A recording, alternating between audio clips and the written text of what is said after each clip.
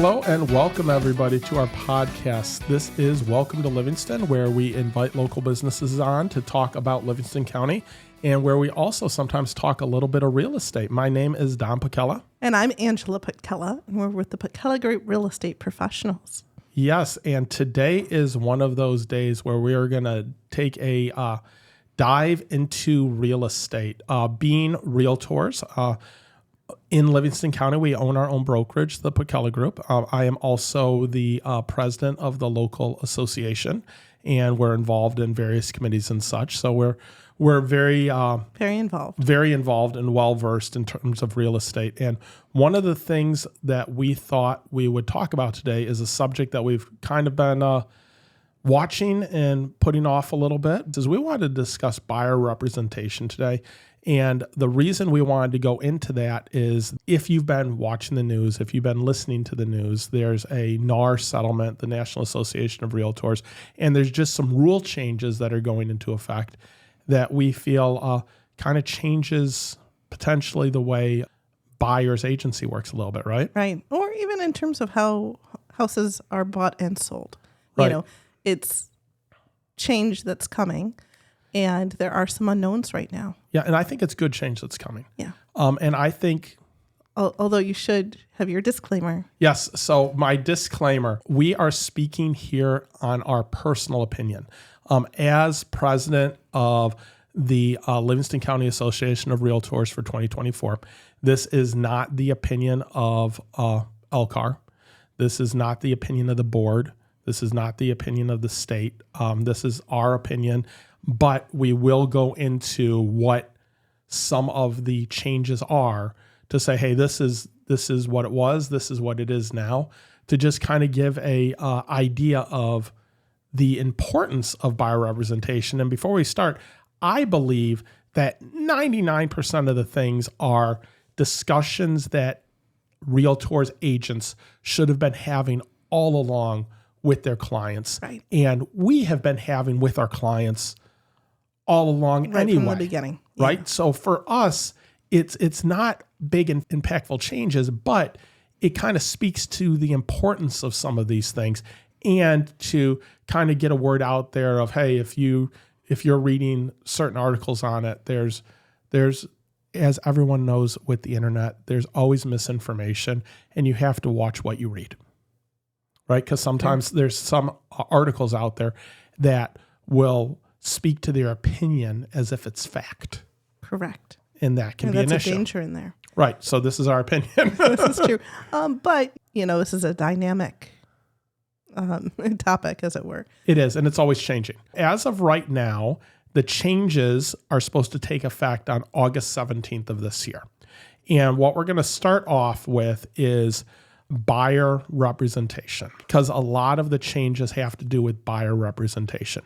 So, to start, when you are going out to look for a house, if you have an agent that's working for you and you have a contract with that agent, they have a fiduciary responsibility to you. What does that mean? It means that they're representing you in the transaction and they're looking out for your goals. They're looking out to make sure that you're covered in the transaction. It's a legal requirement. Yes, it is. Almost like a lawyer would have in terms of a duty to your client to put their best interests in front of even your own. Yes, it's to put your client's best interests in front of your own interests and to make sure that your agent is looking out for you in the transaction. That is very important.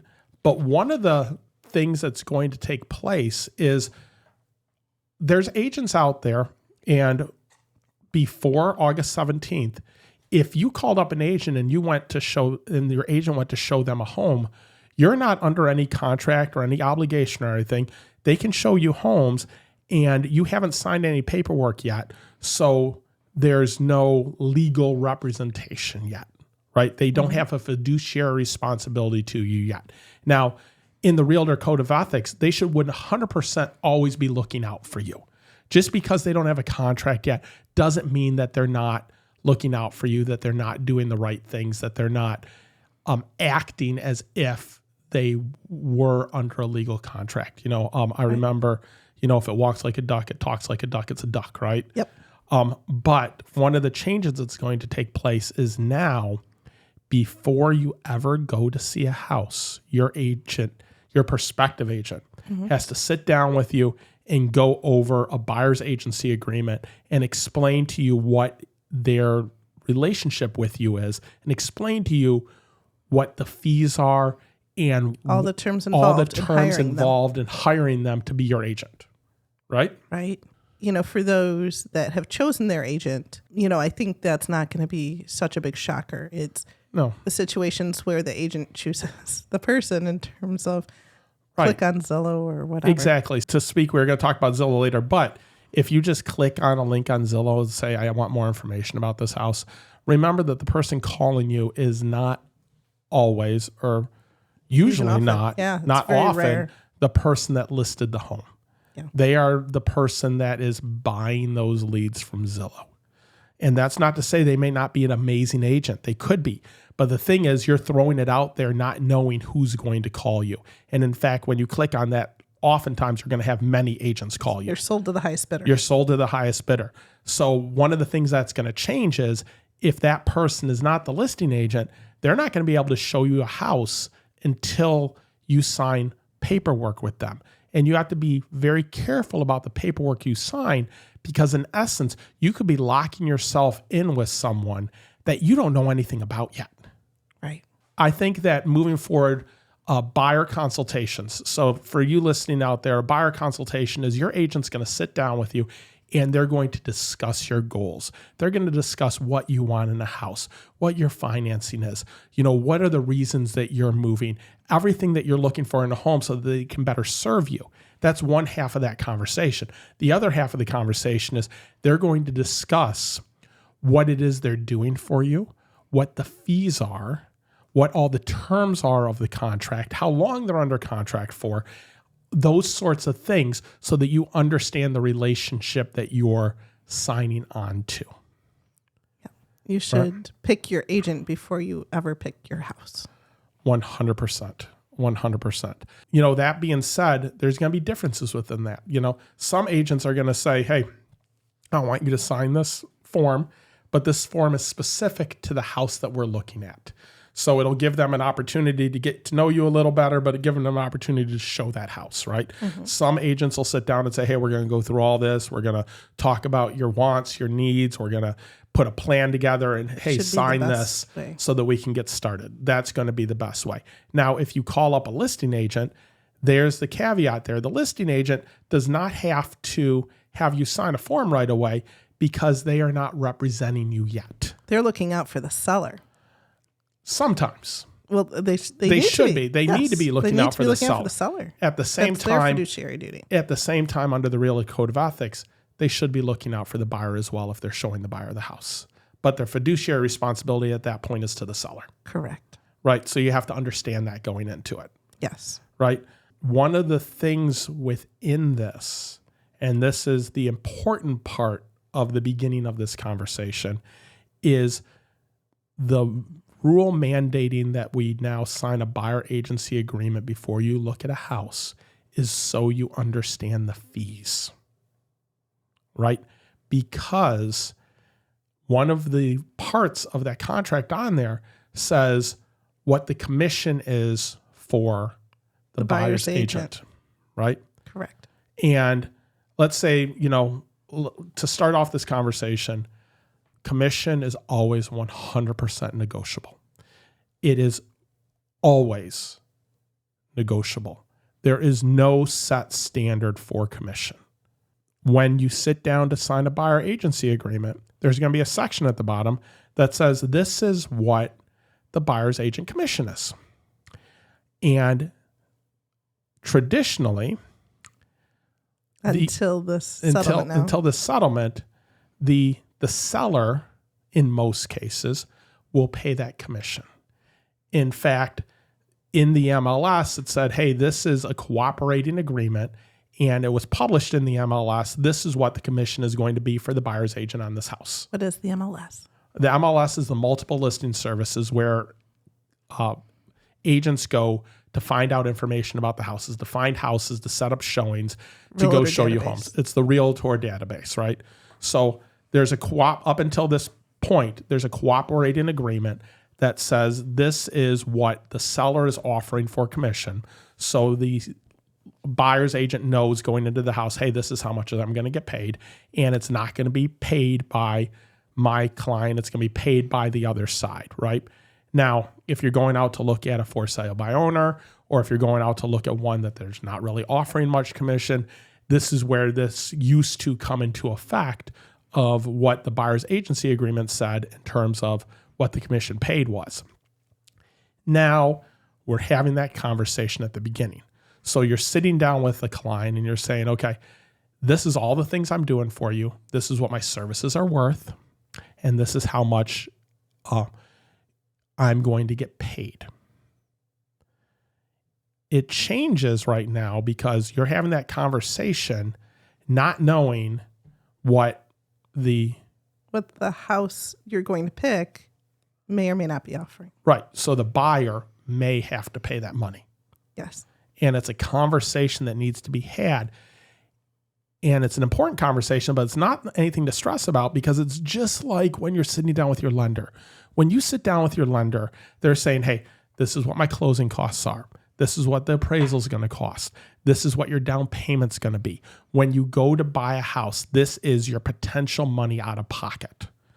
But if you buy a house at $300,000 or you buy a house at $400,000 or you buy a house in Brighton Township with taxes at one base and you buy a house in the city of Brighton where taxes are higher, those numbers are subject to change.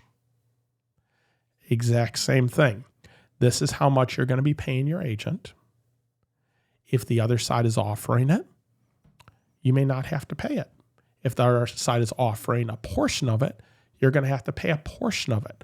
So it's having an open and honest conversation. Right. And being very upfront with how this will work. Right. You know, in terms of before you ever make an offer, you should, as a buyer, understand whether that seller is covering your agent's commission or not. And if they are not, then what that looks like.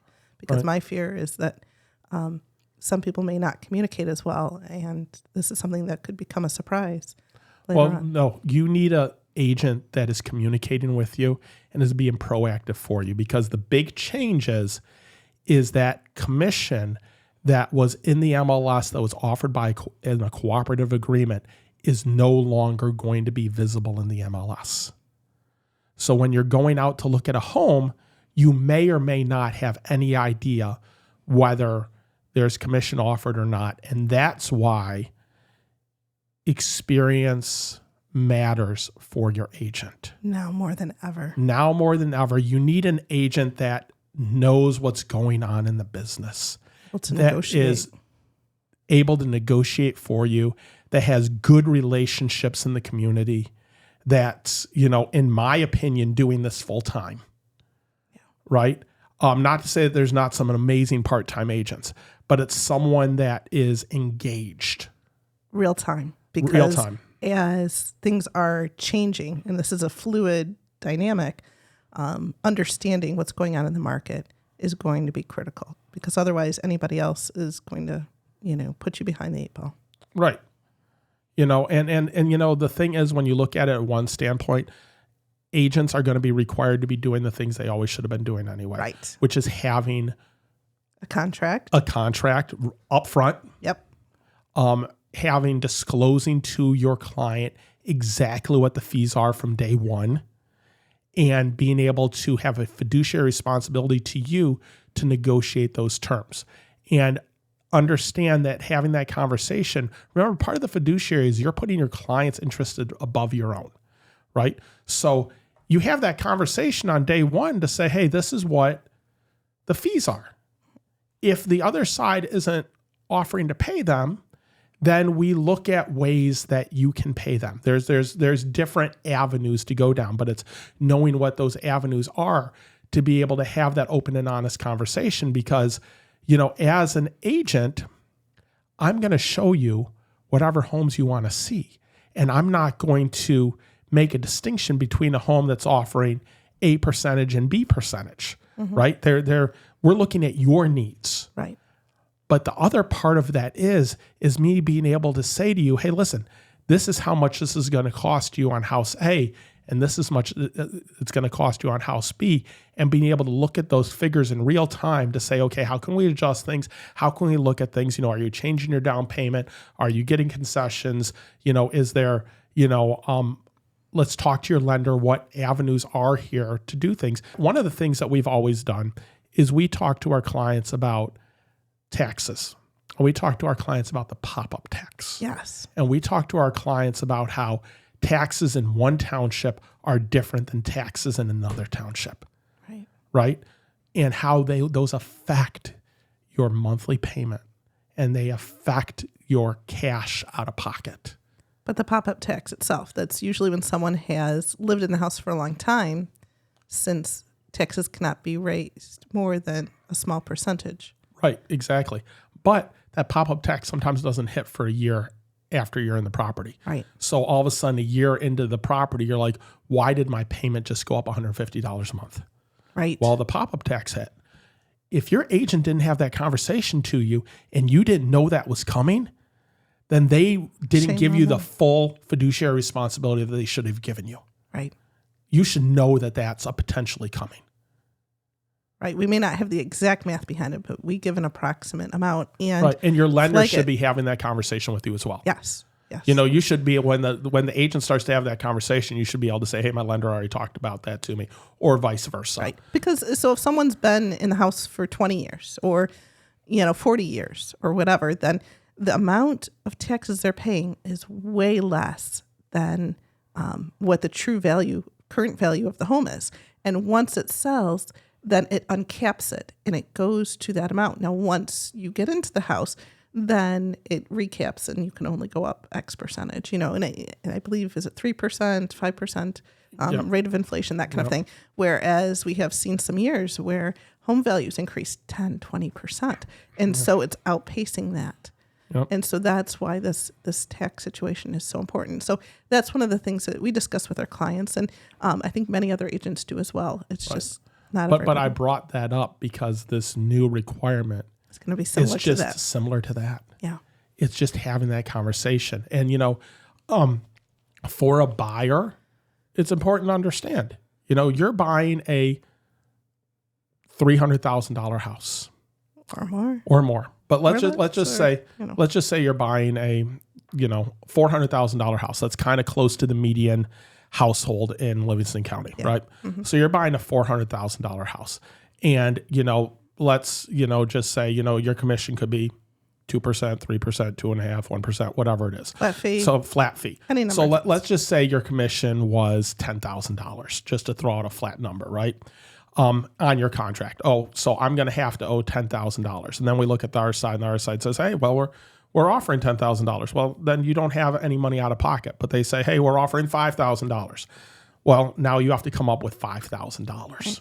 Each situation is so different. Well, that's what I mean. And that's why I was just throwing out some numbers, but every situation is completely different. Right. But what I'm getting from that is having an agent with experience. You're going to have those conversations. You better be. Don't be. The number one thing that we believe as realtors is we don't want any surprises for our clients. Right? Having discussions means there's no surprises. And that comes from the buyer side and that comes from the seller side. When we talk about inspections, disclosures, pop-up taxes, assessments, all of those things are important conversations to have, because then when those things occur, they can say, oh, Don and Angela already talked to me about that. Because your agent is looking out for you when they have that when you have that representation. If you come into a house unrepresented, then there's all of these things that you may or may not be told about. Right. And that's one of the things we wanted to talk about, is why buyer representation is so important. There's people out there, if you're listening to the news or you're reading articles and such, they're like, hey, well, I'll just call up the listing agent, or I'll just go through the open house, or I'm not going to get representation. I'm just going to, jump into this without knowing what's going on, right? And I'm going to get a better deal because of it. Yeah. That's not always the case.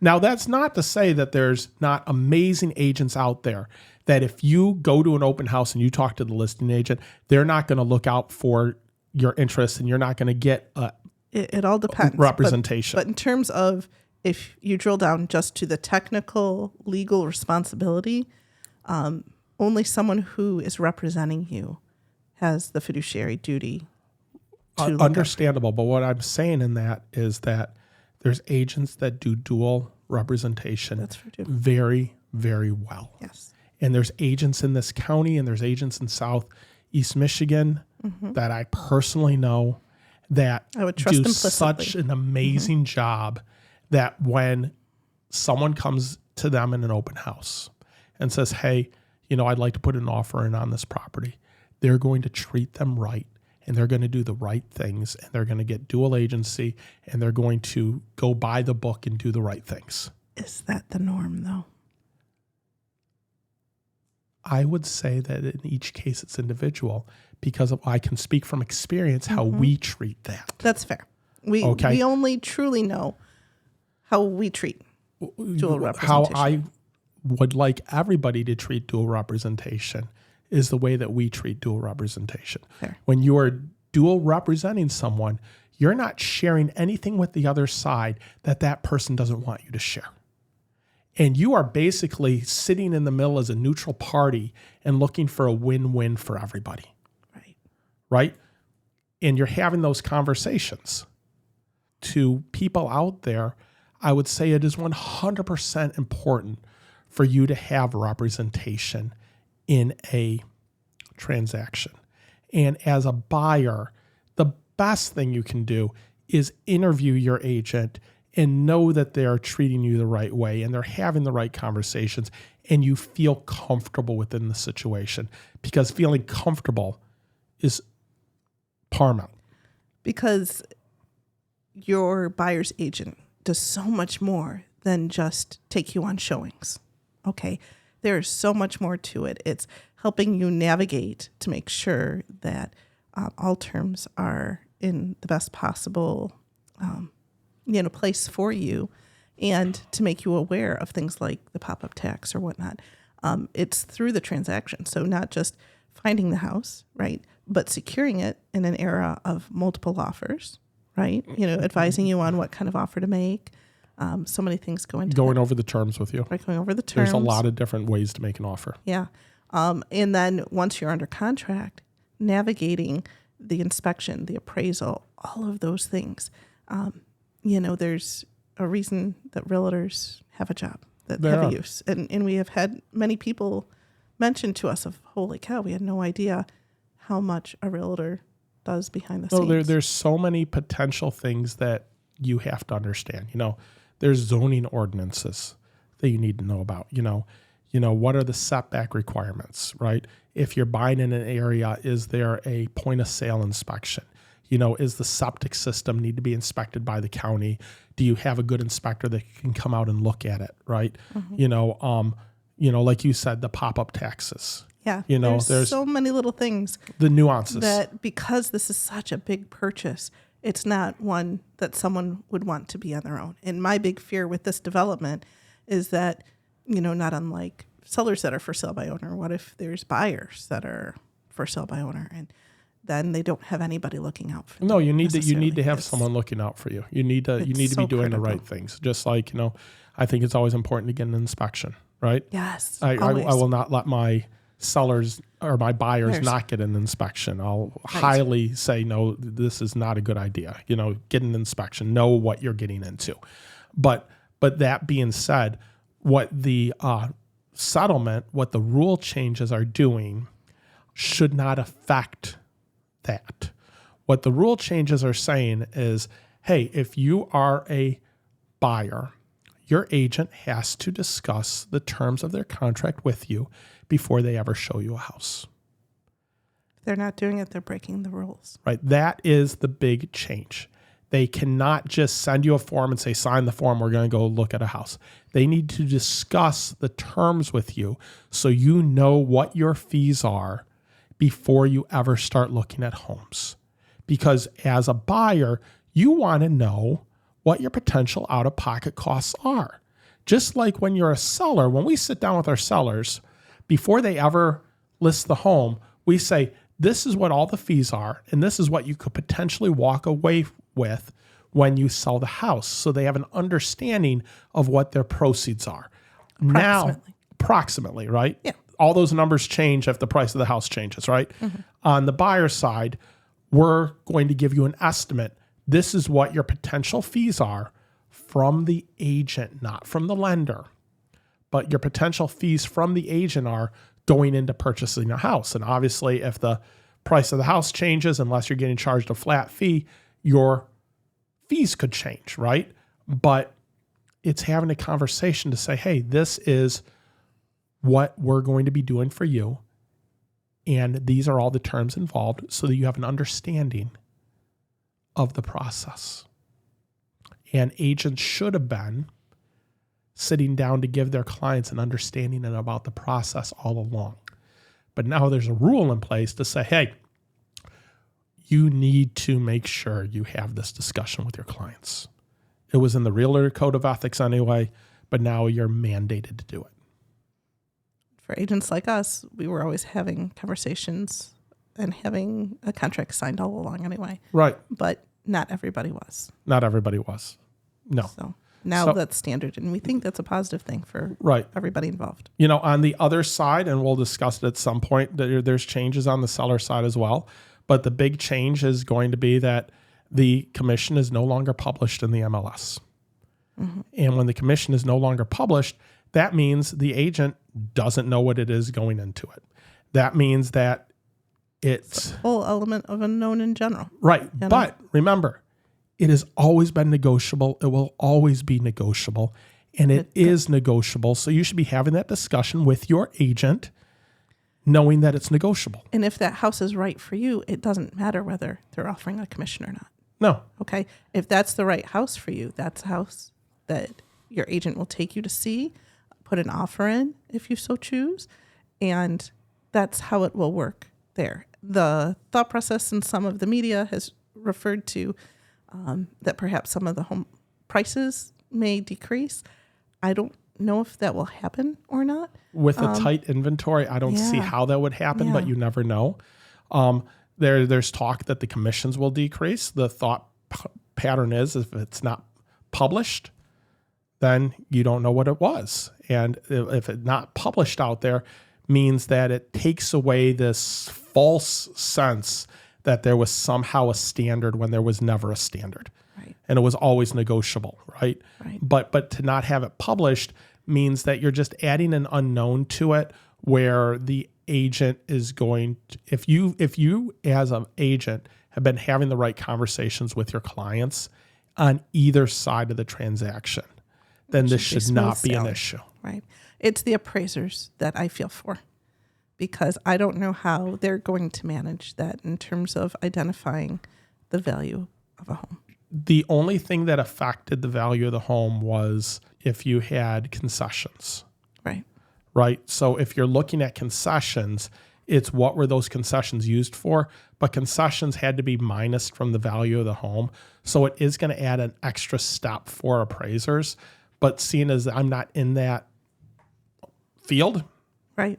Don't know how that is. I'm going to say they have better minds to take care of it. For sure. There's a lot of unknowns for all parties. I've looked long and hard at this in terms of how does this affect our business personally? What are our strategies moving forward in terms of how to communicate this to our clients and what is the best course of action for our clients?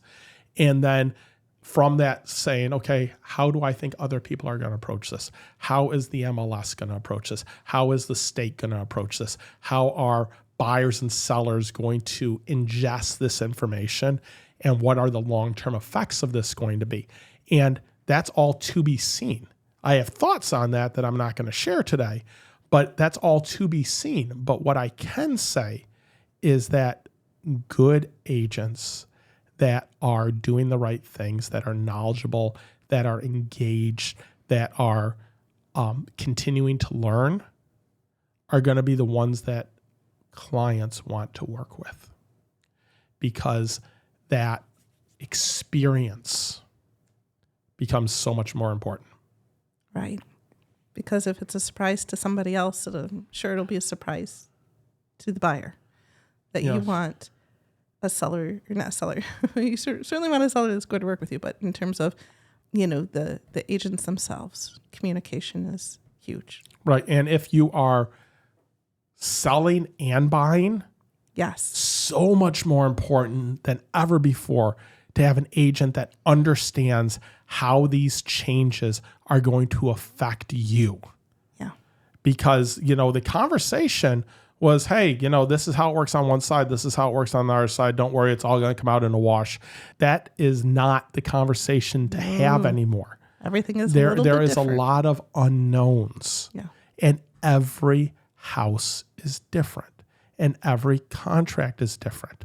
So having someone that can parse that and can understand that and can advocate for you effectively to put you as the client in the best possible position, not to put the agent in the best possible position. Our focus at the Putkela Group, Angela and myself, is always going to be what's right for our clients. And making sure our clients know from day one, these are what the fees are. This is what our strategy is. This is how we're going to position you to be successful. And this is how we'll serve you. Right. This is what we do. And it's so much more than just opening the door to the house. It is so much more than opening the door to the house. So have I missed anything? Hard to say. I barely scratched the surface on this, if you really want to be honest. Yeah, no, that's true. But there's a lot to it. And there is changes to just the real estate side of things. And no, there are changes afoot right now.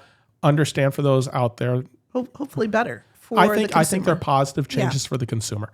And, the biggest thing is your agent needs to sit down and have a conversation with you so that you understand what you're signing.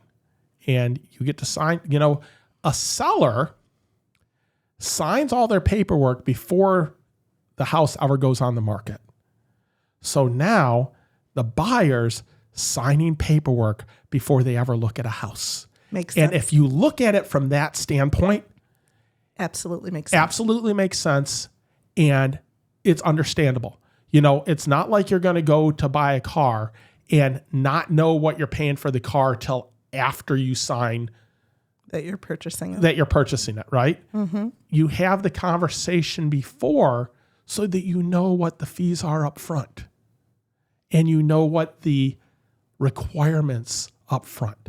You don't want to be in a situation where you're like, hey, I have no idea what my agent's doing. I never had that discussion with them. I guess they're unlocking the door for me and I'll figure out the rest. That's not the case. I met somebody at an open house and maybe they'll be okay. Or, you never know. I would say you could meet some amazing agents at open houses as well. Yeah. Sit down and have a conversation with the person you're working with. I would love to have a conversation with someone out there, and I would love them to ask me tough questions about how I represent them and what I do in the transaction and where my value is, because I'm able to let you know what my value is and draw from experience to say, these are all the things I'm going to take care of. These are all the things that could potentially happen. Have you thought about A through Z? And by the way, there's things beyond that could happen as well, because I've seen those things and I'm going to make sure to advocate for you. And we're going to make sure to try to anticipate things that may happen. There's always something that can pop up. I'm surprised every day. But the thing is, I'm prepared for that surprise. To navigate it. Right. Exactly. Experience matters. Experience matters. Yep. Your brothers, uncles, best friends, ex-wife who just got her real estate license last week may not be the best option for you. No. Just saying. Right. But interview, ask questions, make sure you feel comfortable, and make sure they're advocating for you. And we would love to be that person, but if that person is someone else that you feel comfortable with, that's awesome as well. Just remember that your agent needs to be looking out for you. And even if it's in a dual agency agreement, understand that there's still able to protect all parties if they do it right and they're following what they should be following. So thank you guys so much for listening today. Please check out our other podcasts, like and subscribe. We do a newsletter every month that we send out. If you go to welcometolivingston.com, you can sign up for that newsletter. That newsletter has local events coming up in Livingston County. It has housing stats, home tips, nice article from us, upcoming events if we have something coming up. It also lets you know what podcasts are coming up and also has a link to that as well. So please go and subscribe to that. It's a lot of great information. Doesn't lock you into anything. It just lets you have more information. So thank you so much for listening today, and welcome to Livingston.